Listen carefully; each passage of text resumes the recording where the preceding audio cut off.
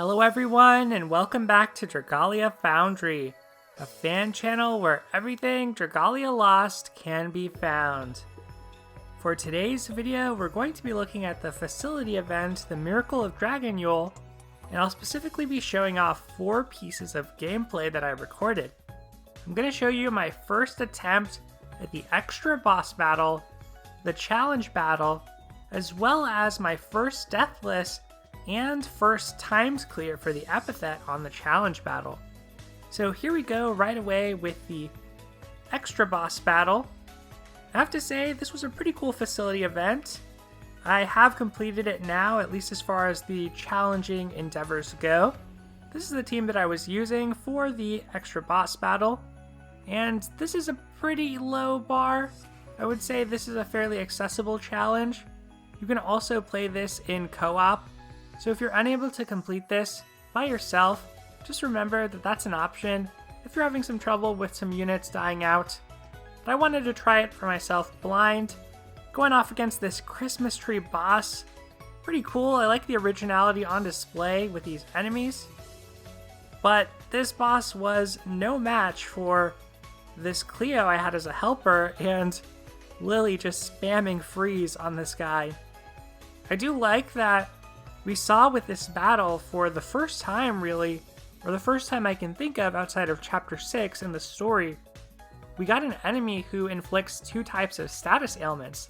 So this boss, or at least the ads around the boss, could burn you, but the projectiles that the boss sent out could also cause stun.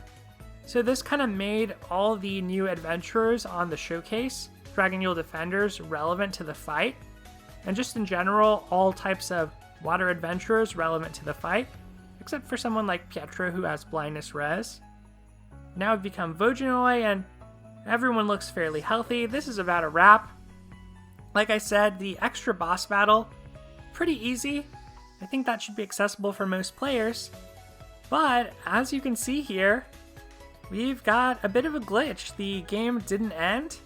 So I'm going to go ahead and cut over to where I got to the results screen. Just wandering around waiting for my treasure chest to appear. And it eventually happened. Let's take a look at that. And get into my next match, which is going to be against the challenge battle. So going into this, I had no idea what the challenge battle would be like. My facility was level 10. And so this was a completely blind attempt. I will say, I think this challenge battle is a little bit easier than ones we've gotten in the past. Once again, that facility is really going to be key. So for those of you who are struggling with this, what you want to do is do the boss battle and the extra boss battle in order to obtain ornaments to level up your facility. That's really where you're going to get the bulk of your ornaments and where you're going to be able to level up your facility. Try to spend your Gather Wings on that, and then utilize your stamina since the challenge battle is stamina only. Utilize your stamina on that challenge battle and face off against that boss using that enhanced facility. It's going to boost your damage by a lot. Here, since my facility was at level 10, I got a 50% boost. Once you get that up to level 20, you're going to get 100% boost. And once you get it all the way up to level 30, you're going to get 150% boost. That is really the secret to this event and how you approach it. It all comes down to leveling up that facility, as with all these facility events. The other thing is, as you can see, I got this worm print, a slice of Dragonyule. This is really nice. The stats are quite similar to Plunder Pal. For the event, of course, it's going to help you with your grind of both ornaments and cheer. But the other thing is, it provides access to up to 25% skill prep once max unbound, which so far has only been available through Gacha worm prints. So basically of Tricks and Treats on the Halloween showcase, and then from the normal summoning pool Gentle Winds, which came out with the Winds of Hope showcase. So it's pretty cool to see that. It opens up some comps on characters who have only up to 75% skill prep in their base kit. That's going to allow them to hit 100%, which is kind of nice. When it comes to choosing a helper too, I think you want somebody who can hit a wide area. So I was using Winter Cleo here. You could also use somebody like Lily. She's maybe not quite as good for the timed component of the challenge because her skill takes a while to cast, but she is going to hit a wide area. Now we're getting into it. This is my first attempt, like I said, blind attempt of the challenge battle. It was pretty hard. Not going to lie, it's going to be close. But once again, no idea what I was doing here. Started off right away thinking I would want to use a skill to wipe off these ads, and that was probably a bit of a waste. This is where things get very busy on the map, and I immediately realize I'm going to need to use a skill. My normal attacks aren't dealing a ton of damage, and that's a function of my low facility level, even though my water altars are both around level 22. Using those skills, the sooner you can get to the boss, I think the better, and the healthier you can keep your team. If the thing you're struggling with isn't the timed component, but it's with some of your adventurers dying, then definitely pack a healer as that helper unit. That should make that a lot easier for you. As you can see, Thaniel was very close to dying here. Kind of ironic considering he is a healer. But this was all done before my summoning video as well, at least for this attempt and the previous one. So as you can see, I have Vojinoi pretty much ready to go. And I decided to pop that dragon because I'm not charging anymore. It's completely full, my gauge. I want to get that cooldown started as soon as I transform back to Lily.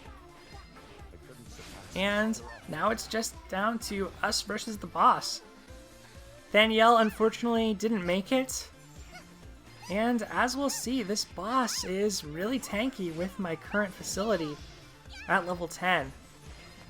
Lily is putting forth her best effort, as are the rest of my adventurers, but it's a lot of damage to deal until you start upgrading your facility. I think the good thing is this boss is pretty easy to dodge. None of the attacks hit in a particularly unavoidable way. I don't think there's any purple attacks, unlike some of the previous challenge battles. And now we finally get the break, and I decide to become a dragon. Only 60 seconds left. It's going to be really close on this. Thankfully, Xander is there helping me out. And look at that 51 hit combo. I've seen some of you have combos of over 300. In the hundreds for sure. I don't think I've ever gotten that far with Lily just because her skill upsets the combo. It takes too long to charge. And there you see I get stunned by that projectile. And Xander has died. So with 30 seconds left, just need to eke out a little more damage and not get hit. And we get there. So that was my first attempt, and I was actually able to get a clear. Not the prettiest clear by any means, but I was pretty pleased with this. It said to me that either my water team was stronger coming into this event than my previous teams in other facility events, or that maybe this was an easier boss, and I think it's kind of a mix of both. I do have 2 natural 5 stars in my water team, and that's not something I've had for previous facility events really, and the rest of my units are natural 4 stars, so I do think my water team is pretty good. A lot of you have submitted your water teams over on Discord. Just a reminder, you can do that with the link in the description below, but it looks like a lot of you have strong water teams too, so hopefully you've been able to at least clear this challenge battle. From here, of course, we're going to look at my completion, which means a Deathless Run, and then my timed clear, which means I got the title or epithet for the event. So let's go ahead and start the Deathless Run. This was kind of a coincidence.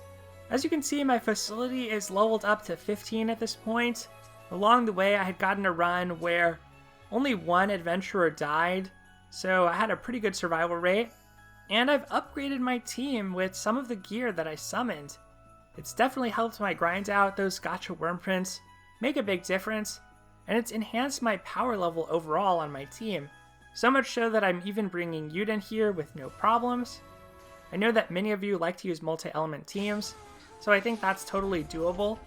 But you are going to get a bit more event rewards like holiday cheer from using a mono-element team. Just something to consider. It all depends on what you're looking for. But this time I know the map, played it a couple times, And so I know I want to use skills, but I didn't take care of that guy before he activated his shield. There we go, now he's taken care of. And here, I kind of mistimed that. Luckily, the other Bison ran into that area of effect.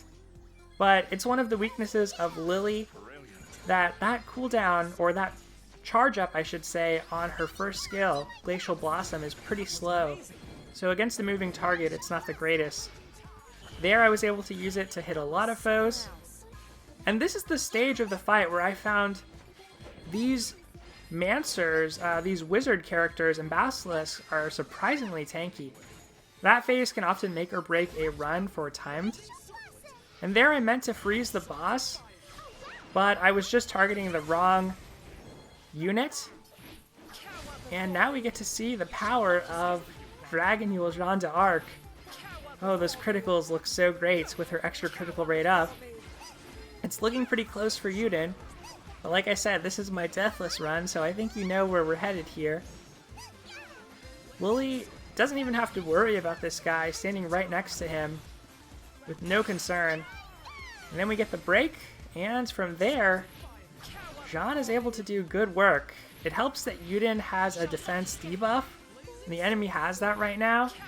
So this was almost a successful timed run as well. We're just off by a couple of seconds, and that gave me hope that if I kept trying, I would be able to get it pretty quickly. In the end, I did end up leveling up my facility a couple more times before I was able to achieve the timed run. So we'll go ahead and switch over to that now. For this timed run, my facility was already at level 19. So once again, you have a lot of time to do this event. Once you get that up to 30, it should be no problem, I think, for a lot of you. It all depends on what you have, of course, but now you can see I've brought Luther into my comp, mainly for that extra crit rate. And because I'm going for the timed clear and not deathless, I care less about my units dying. I don't feel like I need a healer like Thaniel, so I want somebody aggressive like Luther. And Luther's going to do some pretty good work here. It's going to be a bit of a crazy fight. Here we go. Last gameplay I'll be showing for this event and in this video today, so I hope you enjoy.